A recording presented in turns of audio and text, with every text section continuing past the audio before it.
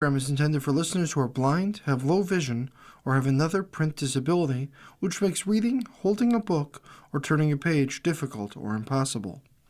The content is copyrighted by the respective publishers. For more information, please visit us on the web at nfradioreading.org. Welcome to Around Our Area, a weekly look at community newspapers from around Western New York. Your reader for this hour is Will Evans. And we'll begin with the Amherst Bee. Village of Williamsville Board holds first meeting of the year. With the new year officially underway, the Village of Williamsville Board held its first official meeting of the year on Monday. During the meeting, two residents once again expressed their concern over loud music in the village and offered a potential solution for the issue. "I am looking for a compromise for the music and the residents," said Williamsville resident Cheryl Chrysler. "I am suggesting that the village adopts the Town of Amherst Code Noise Levels Chapter 138-5. This section in the Town of Amherst Code of Law describes the prohibited acts in regards to noise level and what the decibel level should be at. According to Chrysler, any instances where the decibel level surpasses 70 in residential areas should have some sort of law enforcement interference. With many events occurring in the village that involve music at the bars and other businesses, residents are urging the village board to take action to limit the nuisance caused towards the residents." In other news, with a new year of projects in the village on the horizon, Village of Williamsville Mayor Christine Hunt gives a sneak peek into what projects residents can expect in the next year. 2026 is going to be a busy one. "We have a lot going on this year," said Hunt. "Sidewalks, crosswalks, and different things being put in this year. We will let the public know more about those things once the contracts are finalized. We are also renovating Village Hall and the Fire Hall to be ADA compliant this year. As a part of the renovations to Village Hall and the Fire Hall, employees must only use the outdoor bathrooms that will be provided outdoors during the time the bathrooms are being renovated. Additionally, with a new year of committee meetings and assignments, Deputy Mayor James Celeste took the time to recruit volunteers for several committees needing them in the village. Specific committees and departments in need of volunteers listed by Celeste include the Meeting House Committee, Youth and Recreation Department, and Arts and Culture Committee.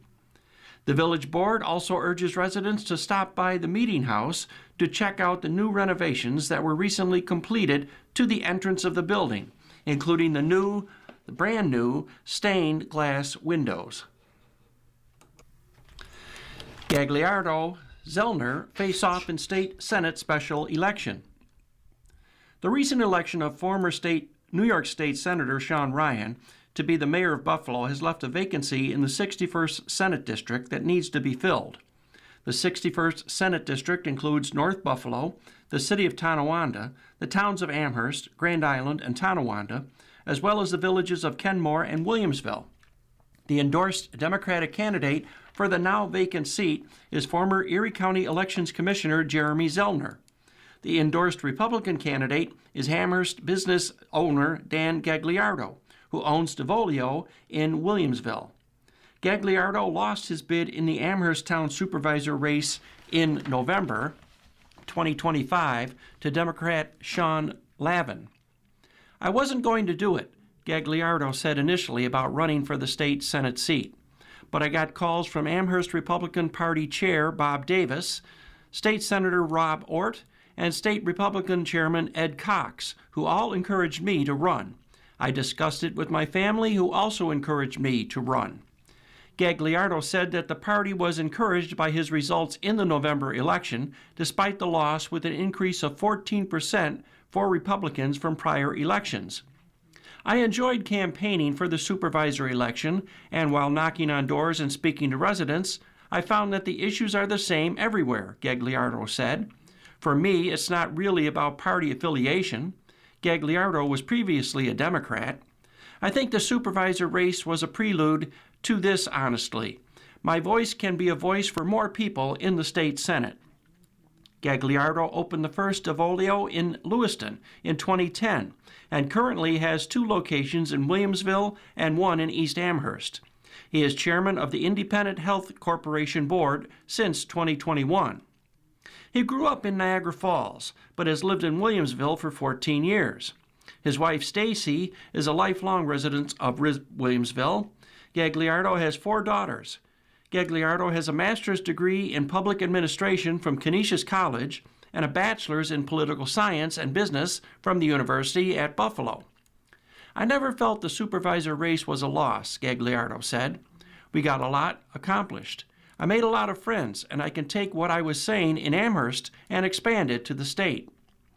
Gagliardo said his priorities are lowering taxes, public safety, infrastructure and health care, and education.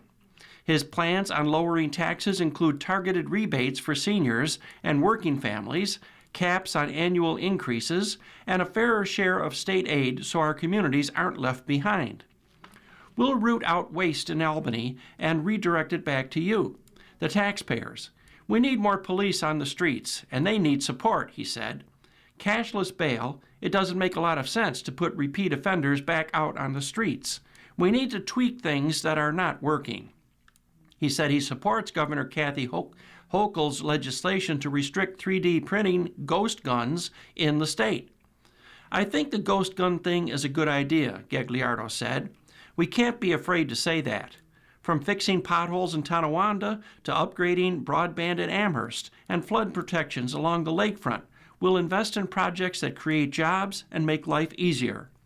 I'll push for a Western New York infrastructure fund, using federal dollars wisely and cutting red tape so we get results faster. We'll expand access to affordable care, incentivize doctors to stay in our area, and support vocational training in our schools so our kids can thrive in trades, tech, and beyond, without burdensome mandates from afar.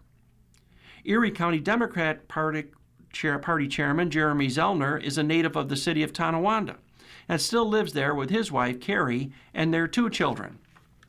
After earning his bachelor's degree in political science from Buffalo State College, Zellner joined the Erie County Democratic Party as a volunteer in 2003 and rose to Democratic Chief of Staff at the Erie County Legislature, ECDC Executive Director, and finally Party Chairman in 2012. In 2016, he served on the Hillary for America National Finance Committee. In addition, he served as a statewide at-large delegate to the Democratic National Convention in Philadelphia. In 2024, he served as a delegate to the Democratic National Convention for New York's 26th Congressional District. I saw this as another way to give back and serve, Zellner said. I originally considered running for election 5 years ago when former Assemblyman Robin Schimminger retired. I wanted to follow in his footsteps, but it just wasn't the right time then. Zellner said that he's gotten support from Assemblymember Karen McMahon right off the bat, along with Assemblymember Bill Conrad.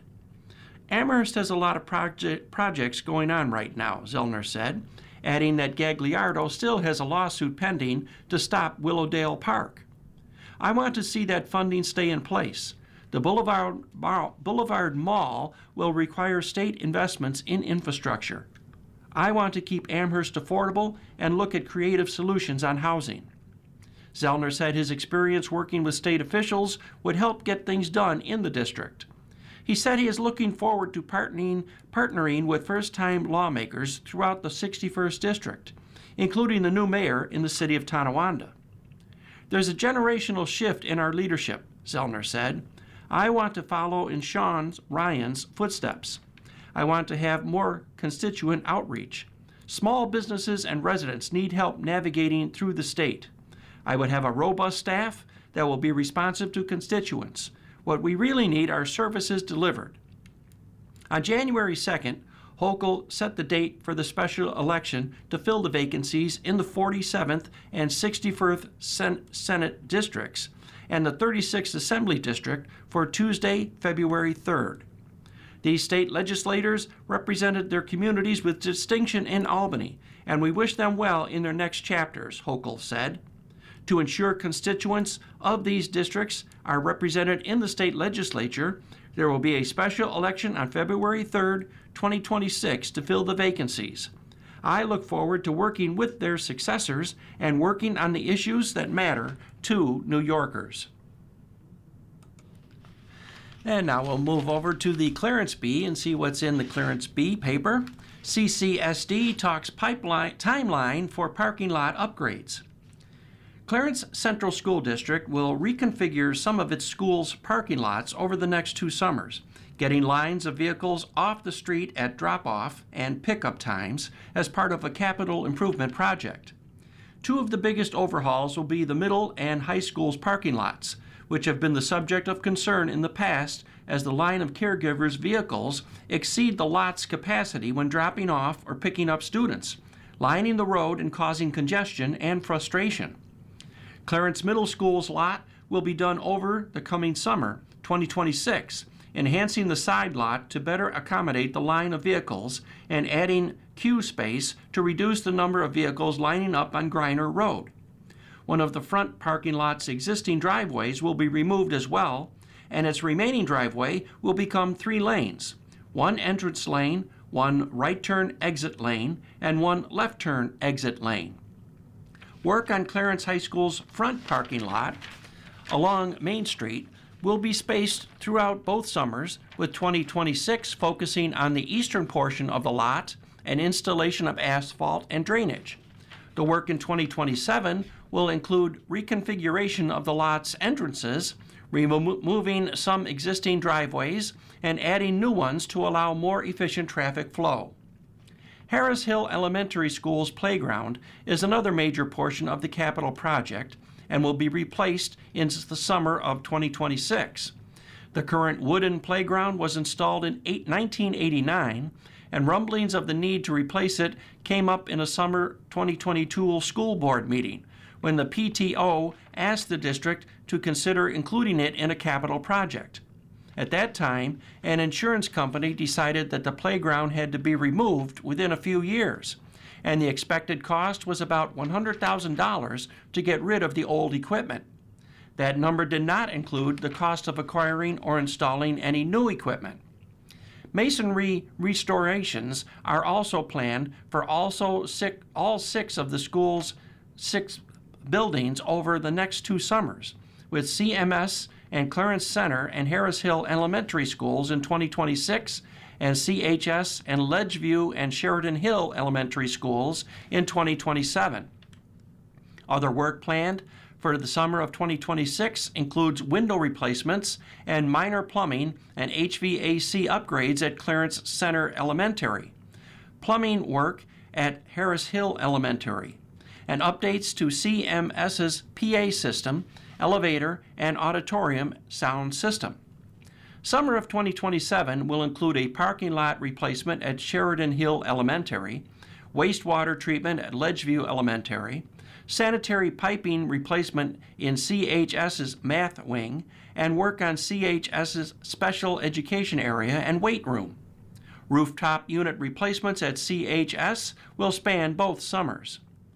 In addition to the capital project, CCSD is working on an energy performance contract update, which will focus on energy efficiency, replacing lighting in the 6 schools, transportation department, and buildings and grounds buildings with LED lights. The cost will be just shy of $2.3 million for the 8,950 fixtures. Our next article for the Clarence Bee carries the headline, Elected Officials Sworn In. Councilman Peter DiCostanzo and Superintendent of Highways James Dusing took their oaths of office during the Wednesday, January 7th Town Board meeting after winning re-election in November 2025. DiCostanzo was sworn in by his wife, Colleen. Dusing was sworn in by his friend, Steve Dale. Deputy Highway Superintendent Paul Englert and General Crew Chiefs Jeff Lodenslager and Clarence Dagler showed up to support him. Councilman Paul Scheer, also re-elected in November 2025, took his oath on Friday, January 9th, as he was sick on the day of the town board meeting. The town board also shared its liaison assignments for 2026, which are as follows. Councilman Peter DiCostanzo, Accounting Department, Assessors, Capital Projects, Ethics Committee, Grants, Industrial Development Agency, Insurance, Labor Management, Parks Department, and Recreation Department. Councilman Paul Scheer, Deer Abatement, Environmental Management Council, Municipal and Farmland Protection Plan, Planning Department, Planning Board, and Zoning Board of Appeals. Councilman Dan Michnick, Animal Control, Arboretum Committee, Clarence Center and Clarence Hollow Community Character Protection Boards, Clarence Senior Center, Historical Society and Museum, Water Authority, and Youth Bureau.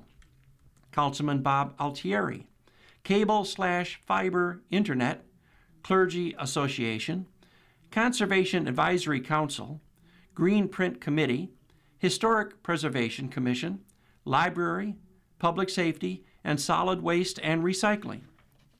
Supervisor Patrick Casilio, Building and Engineering, Capital Projects, Computer Networking and Telecommunications, Emergency Services, Fire Companies, Highway Department, Legal Department, Parks Security, Public Utilities and Streetlights, Sewer Waste Management, Town Hall, and Traffic Safety.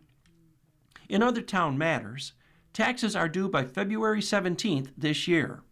The inactive Community Residence Committee was disbanded. And the town has openings on various committees. Residents interested in getting involved should visit www.erie.gov/clearance/boards-and-committees and click Current Openings to see which positions are available. Clarence High School sends 10 students to NYSSMA All-State. Every year, over 7,000 students audition for the chance to attend the New York State School Music Association All-State Conference. This year, Clarence High School was able to send 10 of its students to the All-State Conference in Rochester from December 3rd to the 6th. The 10 students Clarence High School sent to NYSSMA All-State this year were Isabel Arendt for flute, Katie Johnson, English horn/oboe, Nate Greck, trumpet, Sebastian Francis, trumpet, Reen Giangrasso, trumpet, Danny Hibschweiler, trombone, Thomas Bitar, euphonium, Nathan Klismat, tuba, Aurora Sander, viola, and Isabella Zeno, soprano. It was a complete surprise to me when I found out I actually made it to All-State, said Bitar. At first, I didn't answer my phone because I didn't think I got it. But when I saw that I actually did, I got super excited because it is something I have worked really hard for and never had the chance to do. The All-State Bands, Chorus, Orchestra, and Jazz Ensemble are honors groups composed of the top students from school music departments all across the state. During the All-State Conference, participants travel to Rochester and do rehearsals for 3 days before performing in one of 3 concerts at the Eastman Theater and Innovations Theater. It was super cool to go and meet new friends and get to know my roommate while I was down there, said Zeno. At first, it was super intimidating because I was the only one from Clarence doing the chorus. But everyone I met along the way was super friendly and made the whole experience amazing. With many of the best student musicians coming together for the All-State Conference, this serves as not just a way to showcase the skills they have learned so far, but to learn and grow with peers from other schools. It was super cool to be able to get this experience with people you don't know as much, said Hibschweiler. When you see everyone around you being as talented as they are, it challenges you to perform at your highest level. Being able to be pushed like that is a truly special experience that I won't forget. After performing at a high level for a weekend, students return to school with a newfound experience that not only helps them develop as musicians, but gives them a valuable life experience that they will hold with them for a long time. This whole experience was both very difficult and very rewarding, said Sadner. I went in not knowing what to expect, and when it was all over, I could look back and say it was a great time. I learned a lot from this experience, and I have also made some great friends along the way, and it was truly an honor to participate in All-State this year. You are listening to Around Our Area on the Niagara Frontier Radio Reading Service. The time is 20 minutes after the hour. Next up now is a look at the Cheektowaga Bee. Our first article, Cheektowaga officials plan public hearing on tax levy law. The Town of Cheektowaga Board passed a resolution to hold a public hearing on a proposed law that would allow the board to increase taxes beyond the New York State tax levy limit for the fiscal year 2027. There will likely be multiple public hearings on the proposed law. The Democratic majority passed the resolution 5-2. The public hearing will be held during a board meeting at 5:30 p.m. Tuesday, January 27th at Cheektowaga Town Hall, 3301 Broadway. Residents are encouraged to attend and share their opinions on the proposed law. Supervisor Brian Nowak said the town has long-term obligations, including wages, health care, and pensions for employees. We also got long-term debt that we have to service, he said. Last year, Nowak's proposed budget would have exceeded the 2026 tax cap before it was amended by Republicans on the board. He has explained his reasoning for wanting to exceed the tax cap extensively during town hall and board meetings.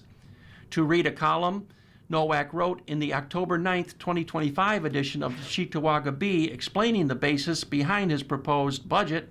Visit tinyurl.com/2SVKMR35. Republican Councilmember Vernon Thompson said he supports hearing residents' opinions on the proposed law, but believes it is too early in the year to hold a public hearing, adding that the board does not yet know how much money from last year's budget will go into reserves and be available for use. Thompson said calling for a public hearing on the law this early in the year is basically saying, we are giving up, and there is no chance the board can find a way to stay under the tax cap for the 2027 budget. Democrat Councilmember Brian Pilarski said he would like to have 3 public hearings on the proposed law, one in the first quarter, second quarter, and third quarter of this year, giving residents more time to give their opinions on the proposed law.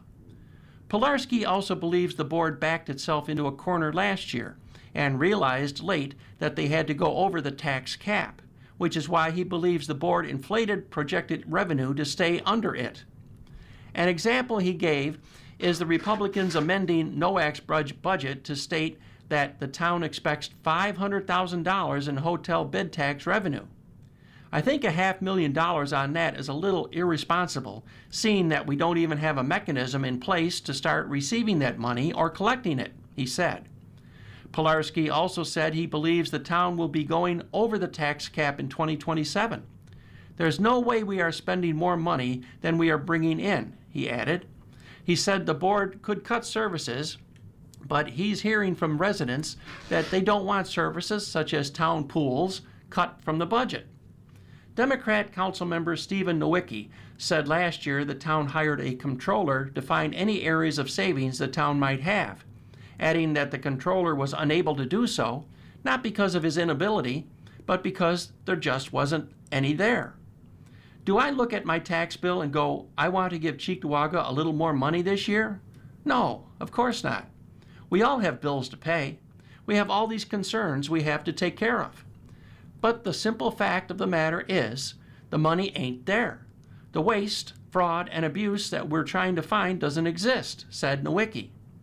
Republican Councilmember Barbara Bukowski also wants to hear from residents on the proposed law. However, like Thompson, she believes it's too early in the year to call for the public hearing. Bukowski did add that she agrees with Pilarski that the board shouldn't wait until the last second to try and call for a public hearing on the law, while stating that the board should at least get through the first quarter before holding the hearing.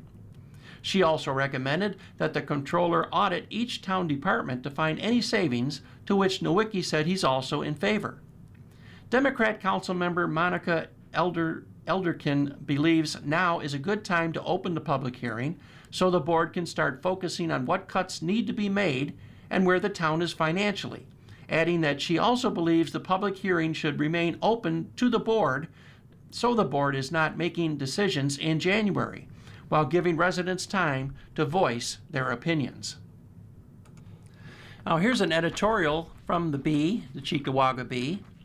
Human trafficking is a local issue.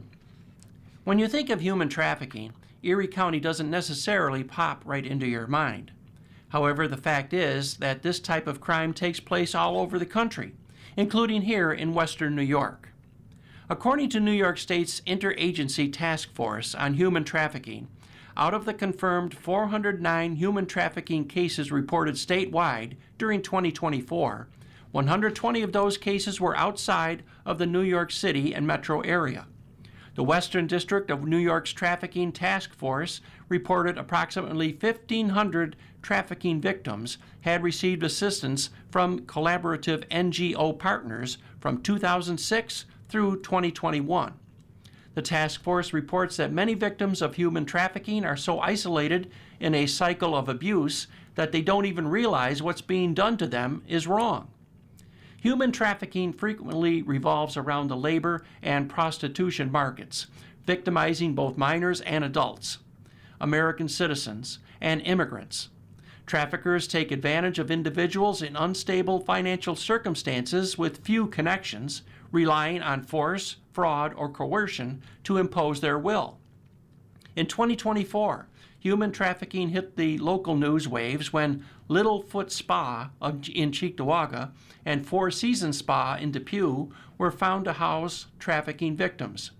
These women were reportedly coerced and threatened by their handlers into performing sex acts for payment. People Against Trafficking Humans, or PATH, P-A-T-H, located at 5165 Broadway, Depew, offers resources to victims of human trafficking through their Survivor Support Fund. This funding gives survivors the access to basic needs, employment, transportation, and housing. PATH offers a 24-hour call or text line at 716-601-5678. That's 716-601-5678. Emails can be sent to info@pathway.org/dot. To report suspected human trafficking in Erie County, contact the Erie County District Attorney's Office by phone at 716-858-2400. That's 716-858-2400. Our next article is written by April Baskin, a 63rd District New York State Senator. HEART Act expands access to organ transplants in New York. For thousands of New Yorkers, time is the most precious resource when waiting for an organ transplant. It's also the most uncertain. For far too long, our state's laws made that wait even harder, especially for families already facing economic disadvantages. That is why I was proud to partner with Assembly Majority Leader Crystal Peoples-Stokes to honor, to support, and sponsor and pass the Heart Helping Equal Access to Registrations for Transplants Act, legislation that removes barriers and expands access to life-saving care. Around 8,000 New York residents are currently waiting for a life-saving organ transplant. Until recently, state law, dating back more than 30 years, restricted patients to being listed at just one transplant center at a time. New York was the only state in the country with such a limitation. But while some patients with private health insurance were able to work around this by seeking care out of state, many others, particularly those relying on Medicaid, were left with fewer options and longer waits. The HEART Act changed that. Signed into law in October, the HEART Act allows New Yorkers to register at multiple transplant centers across the state at the same time. According to Donate Life New York State, this change could cut transplant waiting times by nearly half and reduce mortality rates by around 20%. The HEART Act offers real hope for families in Cheektowaga and across Western New York who are waiting, praying, and fighting for a second chance at life. This legislation passed with overwhelming bipartisan support. I am proud to have worked with colleagues on both sides of the aisle, members of the medical community, and advocates who understand that your zip code or insurance status should never determine whether you live or die. The HEART Act is about removing obstacles that never should have existed. By repealing an outdated restriction and expanding access to care, patients and families have more choices when time matters most. You are listening to Around Our Area on the Niagara Frontier radio reading service. The time is 30 minutes past the hour. Next up now, we'll take a look at the Lancaster Bee. Town residents push back against proposed 4-story hotel. Would you want this in your backyard? Asked Maple Drive resident. Many of Lancaster's Maple Drive residents arrived in force at the most recent town board meeting, platforming concerns about a proposed 4-story, 122-room building that would rest on 2.5 acres of land located roughly 1,000 feet east of Transit Road. Residents within Lancaster's hamlet of Bowmansville worry about already existing criminal reports in the area tied to the Red Roof Inn, and wondered if the proposed hotel nearby would bring more of the same. I want to reiterate the question I asked the Town Planning Board 12 months ago. Who does this project truly serve? Asked Kristen Buscemi, a resident of Maple Drive. She added that while this project may fit into the needs of project-related developers and those visiting from out of the area, it didn't quite stack up with the town's comprehensive plan, citing its identification as an area with historic homes, including the Sacred Heart Jesus Church and Shrine.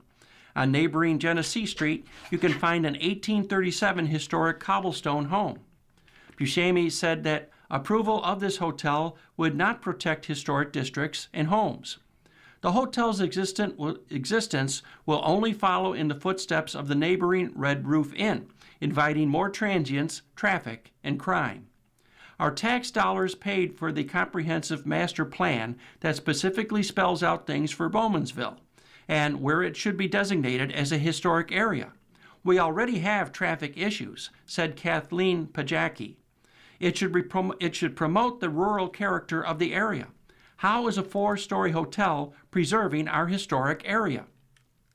George Hillock said that the character of his entire property would change, adding potential trash, more unknown individuals into the area, and the addition of a hotel that doesn't even economically make sense. I looked, and we have 9 hotels within a quarter mile of my house right now. Why do we need 10? Hillock asked. Why do we need another hotel that is going to be less than half full on most nights? Hillock asked the board before concluding, would you want this in your backyard? Other residents approached the board during the public hearing to express feelings of concern about current reported crime at Red Roof Inn and the potential for more with a nearby hotel, the addition of traffic and construction within the area, and the loss of green space, threats to historic buildings, and encroachment upon the habitat of local wildlife like turkeys and deer. Residents also expressed fear that the out-of-town ownership could sell the property at any point to another company, which could then build a number of things that residents don't want. Peter Vars, a civil engineer with BME Associates, the company overseeing the proposal, delivered a statement to the board after detailing plans about the hotel, including passing through all of the necessary procedures during the proposal process. Indus Hospitality Group will be the owner and operator of this hotel. Indus does not sell their properties. They still have the same hotels. Their first hotels were built in 2001 in Olean, Springville, and Wellsville, and they've just invested millions of dollars back into those hotels, refurbishing them, but the point being is that they keep the properties. They are your owner and operator. They will be a member of this community and be a part of the business community and the community itself. Town of Lancaster Supervisor Bob Leary responded to a request for comment as to when residents will hear back from the board about their concerns.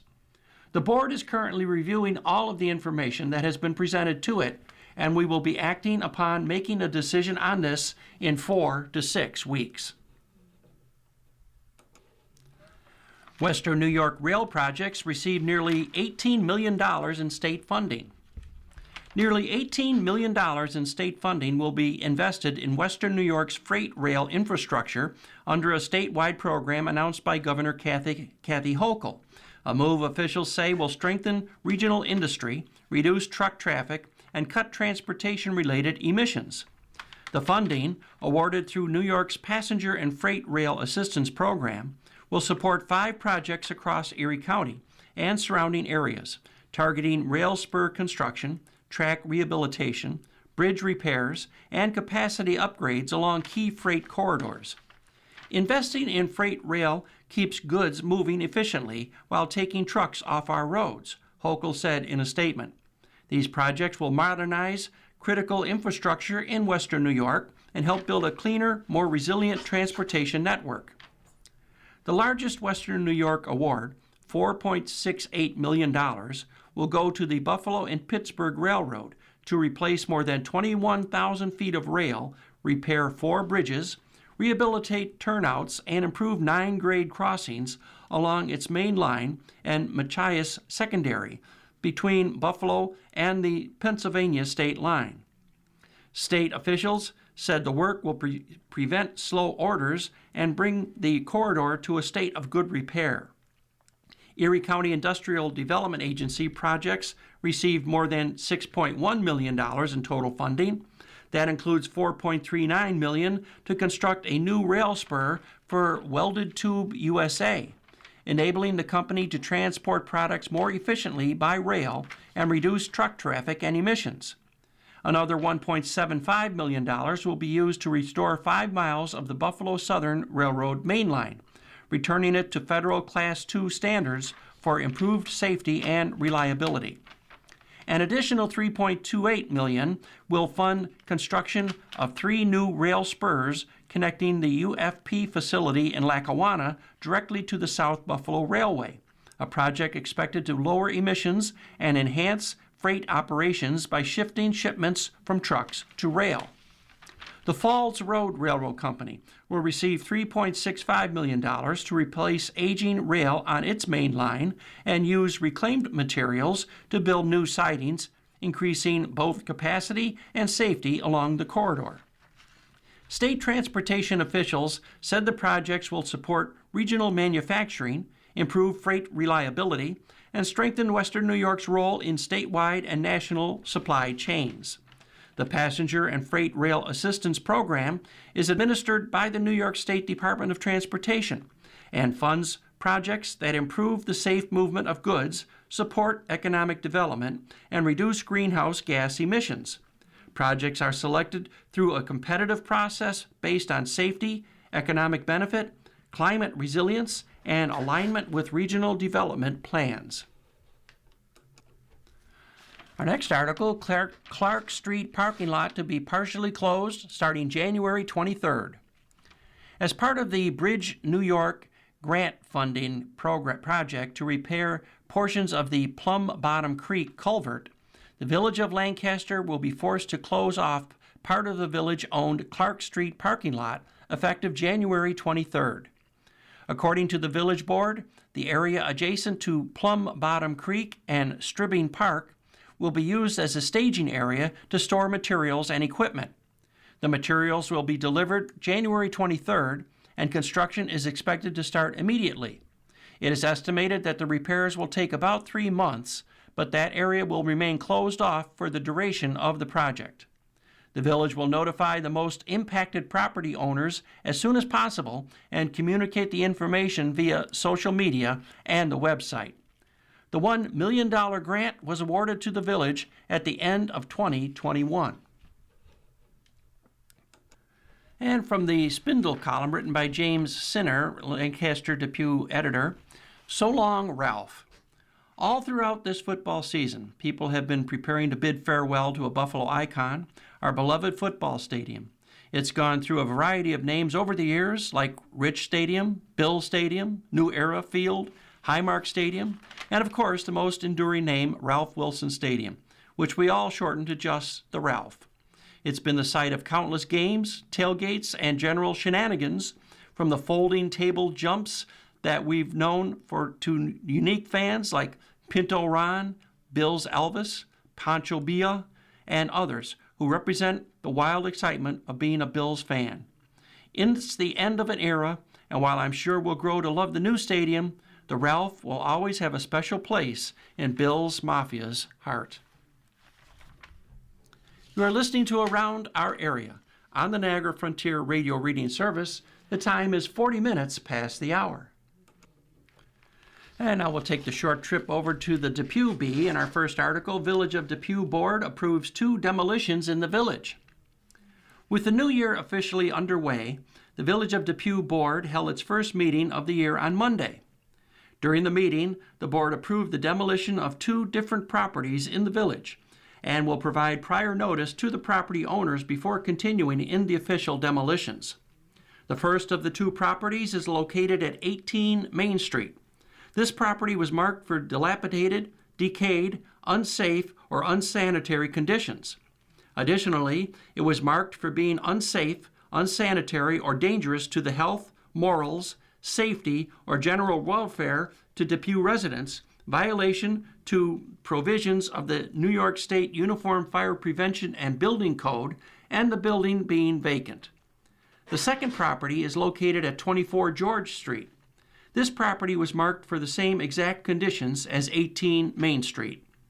Similarly to past issues with proposed demolitions, the owners will have an opportunity to respond to the demolition notice and address the issues brought up by the board.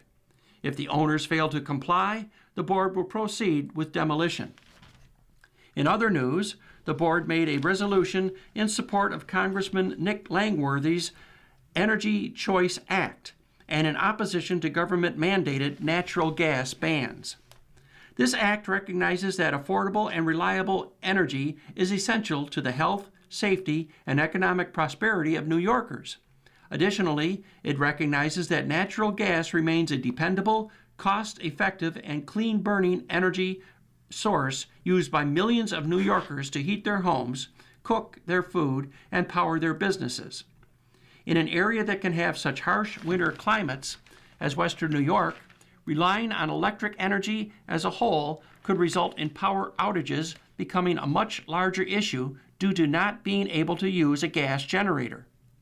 The board is supporting this act because it would safeguard households, small businesses, hospitals, farmers, and manufacturers from harmful government overreach and preserve access to an all-of-the-above energy strategy that strengthens reliability and affordability.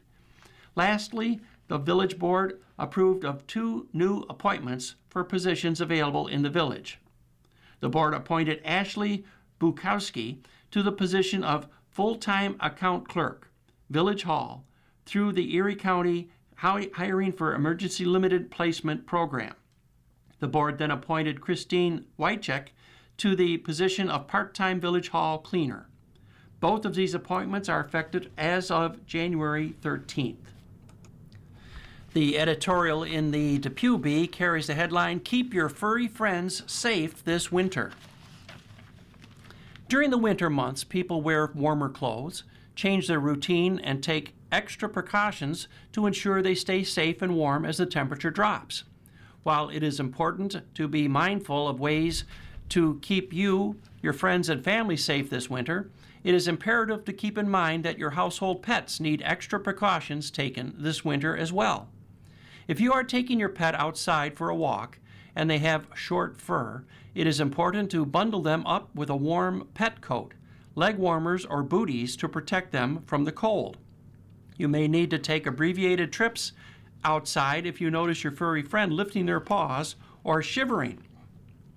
With the increased use of salt during this time of year, it is important to remember that salt and other chemicals used to melt snow and ice can irritate a pet's paws. When bringing your pet back indoors, you should wipe their paws with a damp towel before they lick them and irritate their mouth. Another chemical to be wary of and keep far from your pet's reach is antifreeze. While it is important to have in stock during the cold months, antifreeze is a deadly poison. Wipe up spills thoroughly, immediately, and store it out of reach. While some animals stay outside in the winter, you should consider bringing them indoors, or if that is not possible, such as livestock, ensure they have a dry, warm outdoor enclosure that blocks wind and precipitation.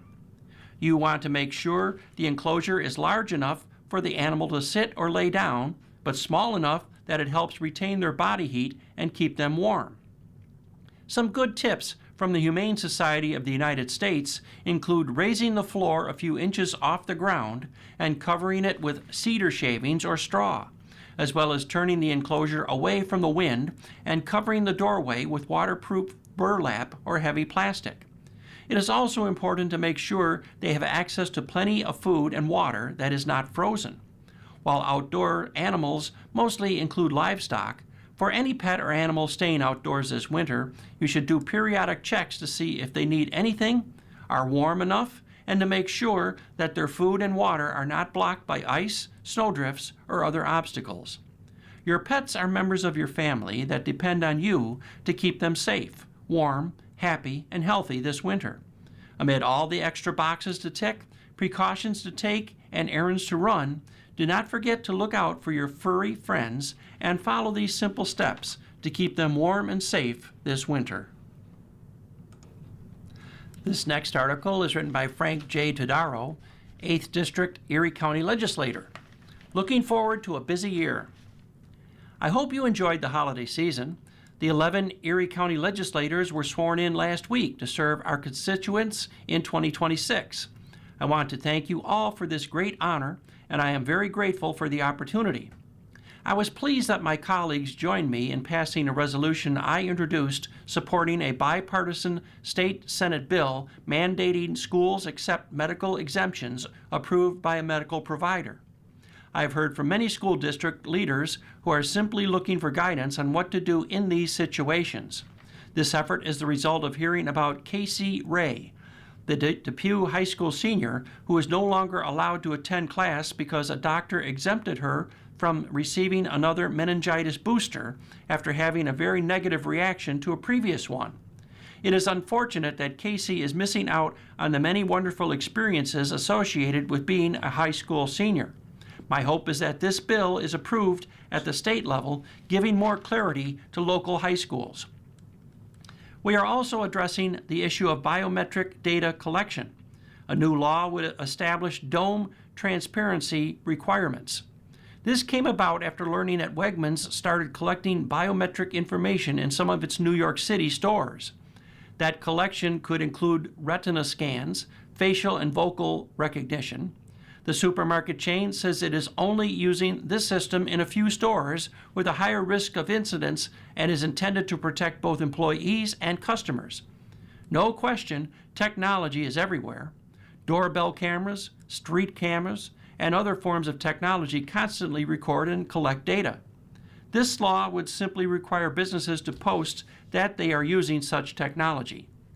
We have also sent a letter to the chairman of the Finance and Management Committee requesting a discussion about the findings of an audit involving the African American Cultural Center. The audit discovered numerous internal control deficiencies and improper financial practices from 2020 to 2022. The audit found that the organization was unable to substantiate the use of grant funds awarded them by Erie County, which makes them non-compliant with terms of that grant agreement. These are public dollars, and taxpayers have the right to know if those funds were used appropriately.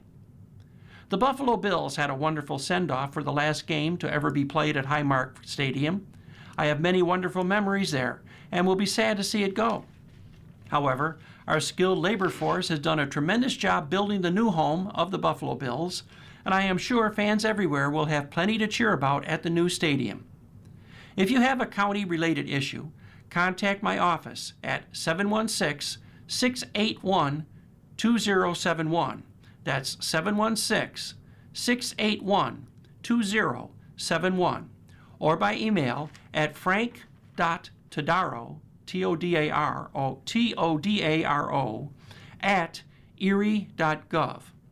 You can also follow my office on Facebook at Legislator Frank Todaro to keep up with what's happening in county government. Thank you for the privilege of serving you. And we'll turn now to the Kenton Bee. NT Common Council elects new president for 2026.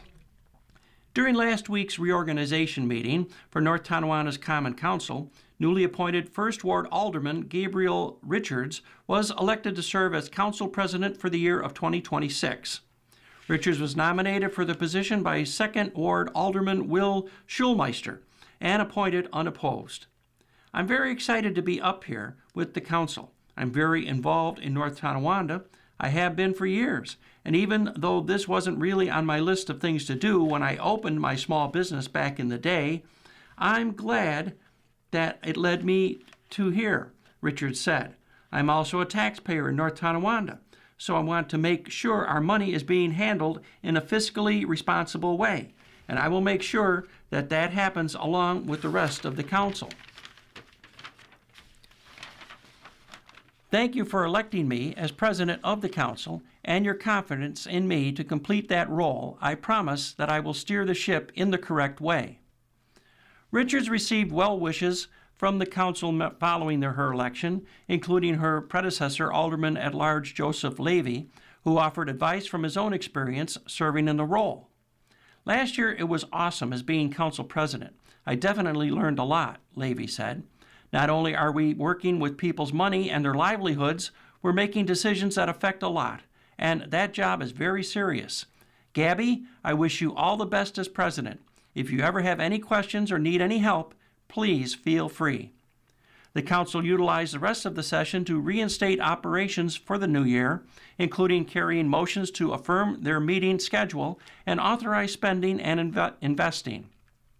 Several appointments were approved for various city boards, including Mary Martin and Nick DiNardo to the Waterfront Commission, Richard Hall and Robert Orlowski to the Traffic Safety Committee, Robert Fleischman, William Petty, and Gary Flanders to the Plumbing Board, Kelly Culp Burton to the Historic Preservation Commission, and Stephanie McCowan to the City Cemetery Board.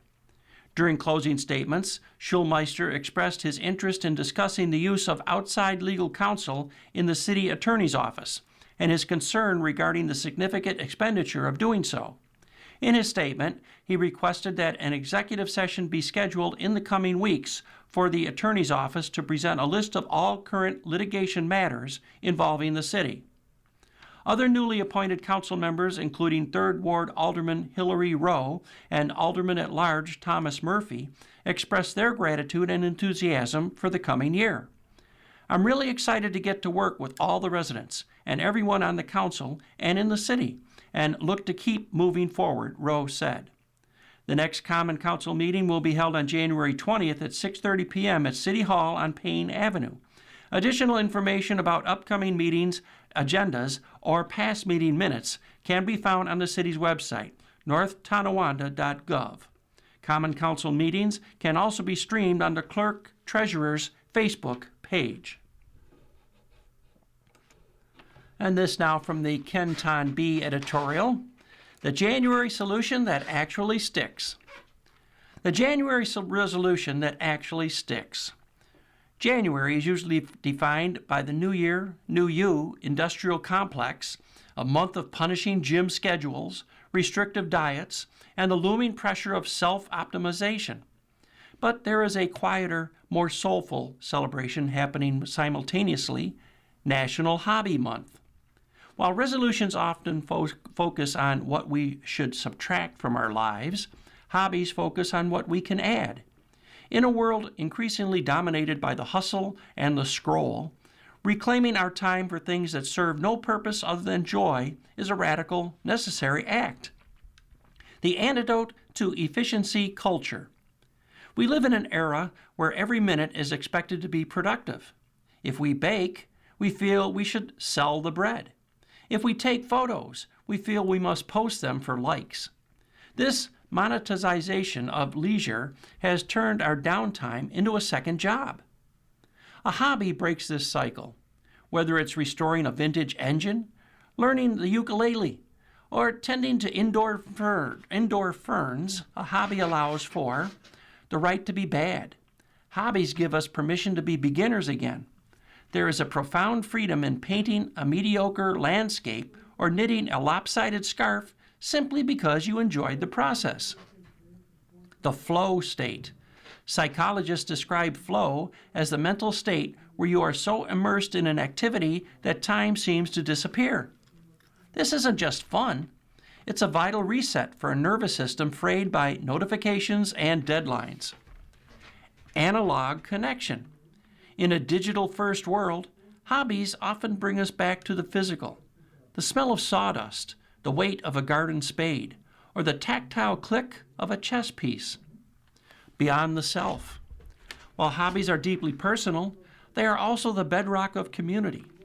After years of increasing social isolation, hobby groups such as birding clubs, gaming leagues, community choirs are the third places we desperately need. They connect us with people we might never meet otherwise, united by a shared curiosity rather than a shared profession or political view. A call to action.